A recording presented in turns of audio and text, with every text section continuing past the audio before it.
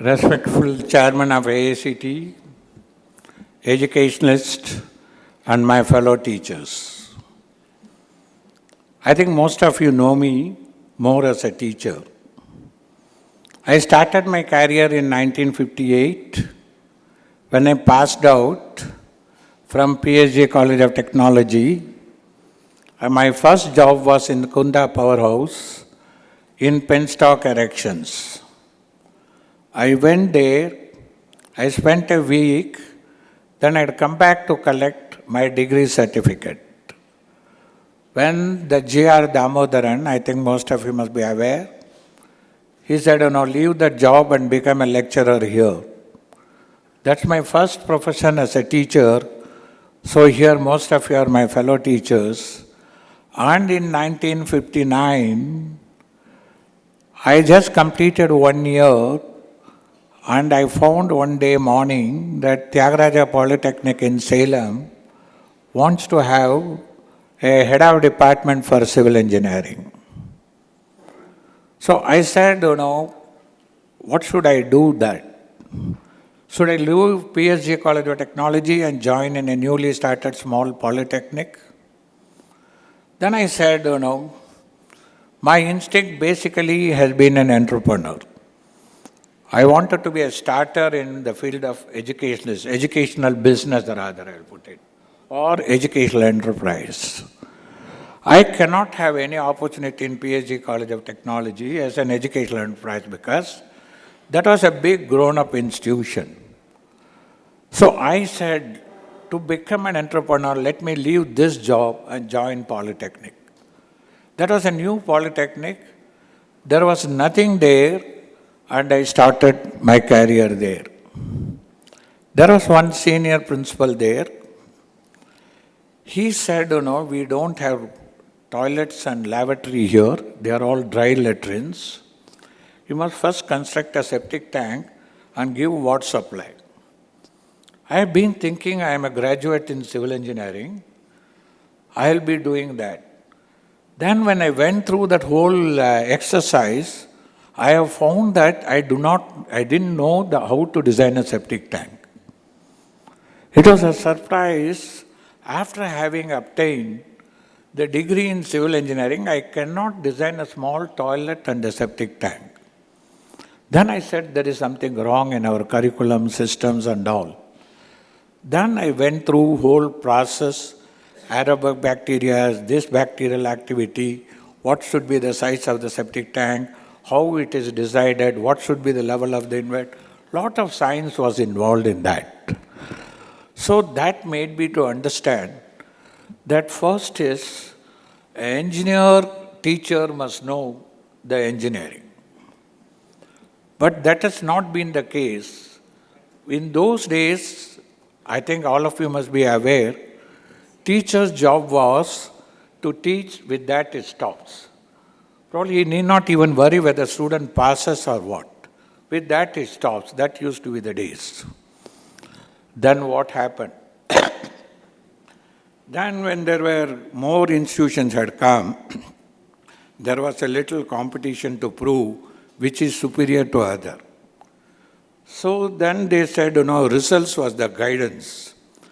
Whichever the institution that gets the better results are considered to be the better institution. There was not even much research being going on, even except IITs, of course, Other normal institutions, there was not much research has been going on. So then the benchmark for considering the institution was the percentage of results that students bring to the institution. Then after some time, more number of institutions had come, then the next level of consideration was the research. After that, the accreditation of the institution had come. Slowly it went on. The requirement or expectations from the institutions grew.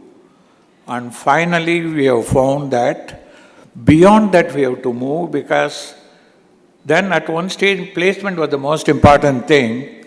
But today we find that it's difficult to get the placement. So next thing, we'll have to find out a solution. We can't get the jobs to our students. And what is the alternate? That is why the startup finds a very important role in an educational institution. How we do it? Let us see the re-engineering, let us do. What Harvard has done, what MIT has done. I think as a teacher, most of would have gone through the experience of Harvard of several years, centuries, the experience of the Harvard you would have gone through. Even IIM Ahmedabad, if you can just go through the history, you will know how it grew. What that is they've done, we'll have to follow. They found that this entrepreneurship is not just, basic right of only few. Anybody can become an entrepreneur or anybody can become a startup. But it needs a special skill. So they thought about detailed systems, working and all. Along with that, MIT also just worked on the same. And you will find that today GDP, that is the capital generated by Harvard is equal to GDP of Germany. Similarly, if you take up MIT's value of the products created by the startups of MITs is more than the GDP of the Russia. So it is not just getting, instead of job entrepreneurship, but it is a question of development of a country depends on these startups. So startups is to be looked more as a need of the country, not only need of our students or our future. So this is the first thing. Now we'll have to study whether we can change, the Harvard system can come to our college. Never it will work. Never it is going to work. We cannot copy that. Why so? I think about 3 years back I went to China to study their system of education. And there I visited one of the institutions teaching MBA. And there was an American lady, she was teaching for visitors, she gave a special lecture. First thing she said was, you are from India, don't follow American system. I said, why? China followed it and it thoroughly failed. Exactly what sort of buildings they had in Harvard, similar type of buildings they constructed. Same professors have been brought here, and Chinese students, few of them were made to learn in China, few have been sent to actually a Harvard University. The performance of the students who went program in Harvard was far higher than the students who would studied in China under the same type of building, same of these things. What is important is the culture of the institution. Harvard culture cannot be built in China. So also, if we copy, we can't just copy the systems. It is the culture must be brought into this. What culture we hold today? What is the level of our students? See, I think most of you are here must be of the average college. My focus of today's talk is, out of these 500 colleges, I am focusing 400 colleges of Tamil Nadu. So we'll have to have a culture in our institutions to become an entrepreneur or startup. How do we generate that? You will have to talk about such of the success stories. Somebody who has been selling 2 samosas per plate and making 10 rupees, 20 rupees, today he owns a Benz car. This is one of the case studies. We must talk about those things. How entrepreneurs have come up in India from nothing, from scratch, including if you take up Dhirajlal A Gandhi, what was he? His father was just a teacher. So these type of entrepreneurship success stories must be part of our syllabus. So first thing is, our curriculum must be changed. Another debate that is going on throughout the world is, should we study deeper every subject? There are, say, 6 subjects. Should we study deeper every subject? What happens? We prescribe such a deep syllabus that students can't understand everything. He studies to pass the examination. He gets 35 or 40% of the marks and he just comes out of the institution, but he's not suitable for any of these things. So probably we can have curriculum wherein all subjects can be at a lower level so that he can pick up, and one or two areas which we call it as electives, he will have to go to the depth of it. And here subjects related to entrepreneurship, we must go to the depth. Few students may be taught within surface, but we'll have to go in depth about that. For that, it cannot be applied. For that, we should not apply that for every student. Students who like to become entrepreneur, we'll have to bring them into this fold. And we'll have to see that in depth they study entrepreneurship. Other subjects, they need study on shallow basis. It is okay. Later, according to the need, he will study. Now, I'm basically a civil engineer. Now, entrepreneurship, when I am talking about in civil engineering, my son has got a company of civil engineering consultancy. He wanted to expand his entrepreneurship area. One day he came to me and asked me how exactly I can become still better entrepreneur or entrepreneur of higher scale. I said, what's your problem? Our Prime Minister is launching Amrut scheme for water supply, affordable housing, thousands of houses they are planning. Similar to that, lot of schemes are being, why not you try for it? He said, I am not getting pre-qualified for all those things. Then how to make him entrepreneurship in those areas? Then I said, you don't worry. Suppose if affordable housing, a small town needs 3,000 houses, 4,000 houses. You become technology provider for this. Then you become an entrepreneur. So he thought about these things and say road, 4-laning, 6-laning projects. Thousands of kilometers are going to come. It is on day basis, so many kilometers are going to come.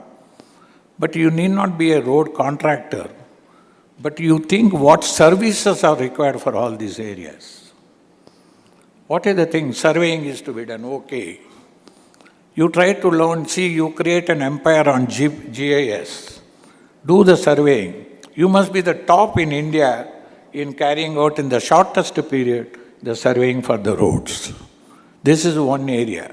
Like this, any area, if you cannot handle larger projects, there are a lot of subcomponents. There's a tremendous scope for becoming an entrepreneur in niche, narrow area. That is where you will have to identify and you can become a subcontractor to that. That will be a good beginning, and I'd like to strongly recommend that college level we can create center of excellences in such a small areas. Next is what exactly the students require. They are not interested. Our culture is not so. Why? Because they are made to pass easily. See, in Tamil Nadu, if you take up in matriculations, people get 200 out of 200 number of these things. We'll have to see that our students, if they have to pass, they'll have to really work hard and get it.